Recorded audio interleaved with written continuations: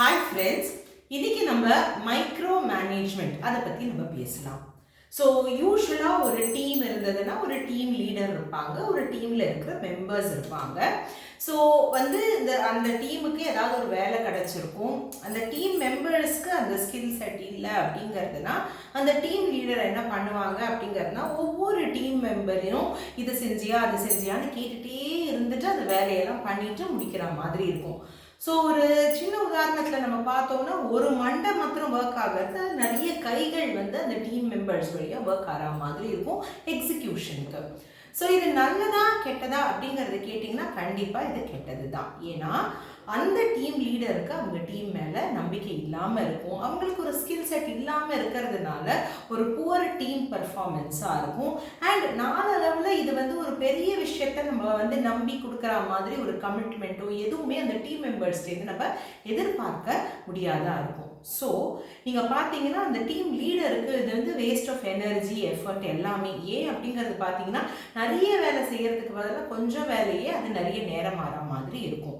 இதுவே நம்ம team members சைட்லேருந்து பார்த்தீங்கன்னா அவங்க சொந்தமாக அவங்க எதுவும் சிந்தனை பண்ணி அவங்க ஒர்க் பண்ணுற மாதிரி எதுவுமே இருக்காது. ஸோ பர்சனல் க்ரோத்து அவங்களுக்கு இல்லாத மாதிரி இருக்கும். அவங்களுக்கே ஒரு ஸ்கில் செட் இல்லாததுனால அவங்களால அவங்கள மிகைப்படுத்தி எந்த வேலையுமே அவங்களால செய்ய முடியாது. ஸோ இந்த டீம் மெம்பர்ஸை நம்பியும் நம்ம ஒரு யூஸும் இல்லாமல் ஆகிடும். ஸோ மொத்தமாக நீங்கள் பார்த்தீங்கன்னா ஒரு கலெக்டிவ் பர்ஃபார்மன்ஸ் அப்படிங்கிறது பார்த்தீங்கன்னா அந்த டீமுக்கு ஒன்றுமே பெருசாக இருக்காது.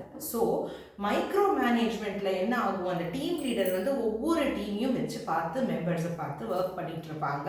ஸோ ஒரு எண்ட் ரிசல்ட் அப்படிங்கிறது பார்த்தீங்கன்னா it will not be effective. So இதுக்காக நம்ம ஒரு டீம் ஃபார்ம் பண்ணும்போது ஒரு best of the best team நம்ம ஃபார்ம் பண்ணணும் அப்படிங்கிறதுனா நம்ம அந்த டீம் மெம்பர்ஸ்க்கு ஒரு கமிட்மெண்ட் கொடுக்குற மாதிரி, ஒரு ஒர்க் கொடுக்குற மாதிரி, ரூல்ஸ் அண்ட் ரெகுலேஷன் சொல்கிற மாதிரி, அவங்களுக்கு எடுத்த ரோல்ஸ் அண்ட் ரெஸ்பான்சிபிலிட்டிஸ் கொடுத்து அவங்கள வளர்கிறதுக்கு ஒரு ஸ்பேஸ் கொடுத்து அவங்கள மிகைப்படுத்தி அவங்கள செலிப்ரேட் பண்ணுற மாதிரி நம்ம பார்க்கணும்.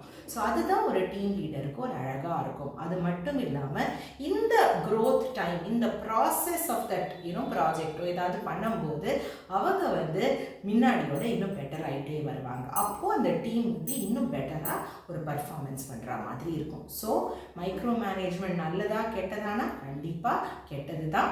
அண்ட் உங்களோட டீம் மெம்பர்ஸை நீங்கள் மிகைப்படுத்துறதுக்கு அவங்கள என்கரேஜ் பண்ணி அவங்களுக்கு ரெஸ்பான்சிபிலிட்டி கமிட்மெண்ட் கொடுங்க.